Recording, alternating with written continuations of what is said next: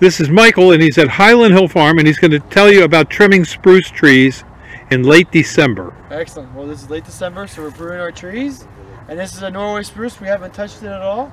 It needs a little bit of work so that we have a nice high-grade tree that we can sell. So the first thing we're going to do is you can notice that the top has 2 leaders, and 2 leaders is never good. We always want to have 1 leader.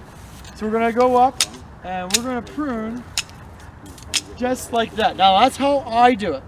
There's many other people that do it different ways, but I like it this way because if a bird comes over, like a hawk or an eagle lands on this, it will break this off.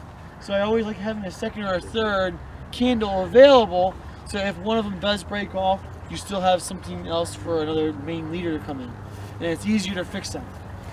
But I like it that this one's much higher than the other, so it's a dominant leader. There's no question on which one's going to be bigger or stronger. After we have our initial cut on it, then I go down at an angle and I just try to shape the tree so it looks like a Christmas tree. And I divide the tree into three groups. The first group is here, the second group is here, and the third group is the bottom. So group 1, group 2, group 3. The group 1 is at the top, and every shoot at the top gets pruned. Because if you don't, they can all become leaders, and we do not want codominant leaders or odd-looking shaped branching to it. The middle group, group 2, is a group where you go through and you just prune it if it's out of shape.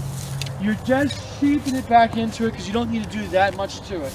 A lot of times it's fairly easy. This one's super easy for us, so it's not that much. It's out of shape, right? It's pretty much in shape. Then the last group is the bottom group. And the bottom group is only touched if there's a problem. So if you can, you just let that bottom third go. Now we'll just go through maybe 1 or 2 of them that might be too far out that I don't like. But other than that, that's all that you need to do. The reason you don't touch the bottom real hard is that the tree wants to grow at the top. It doesn't really, the middle is not as important, but at the bottom, the tree, evolutionarily speaking, doesn't want to really put a lot of growth down there.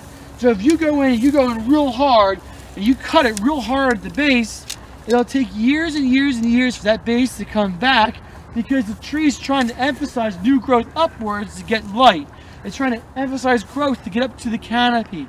It's evolved to spring up to get to the canopy, and once it gets up to the canopy, then it'll fill out. So we don't want that. We want the branches right to the ground. We want to develop something like these guys over here with real heavy bases on the bottom. And that heavy base, when these branches get real heavy, they start to weep down a little bit. And I call that the curtain of the tree. And the curtain, you'll see a real long branch and have a bow to it. And that bow going up is the branch trying to grow up. But there's so much weight to that branch with all the foliage that the weight starts to pull the branch down. And then next year's growth goes up again, and then the weight pulls it back down. So you get this real nice arc on the branch, and that foliage droops down, and that's called the curtain. The curtain, if you cut the curtain on a tree, it can redevelop, but it can take an awful long period of time. That's why I always tell my guys, you don't cut the bottom unless it actually has to be cut. But the top should always have a single leader to it. For example, this one here had a damage where the branch got damaged here, but we have a single one right there that's going to grow up and be its new leader. Now this one over here, there's another one over here. This one here needs a little bit of work.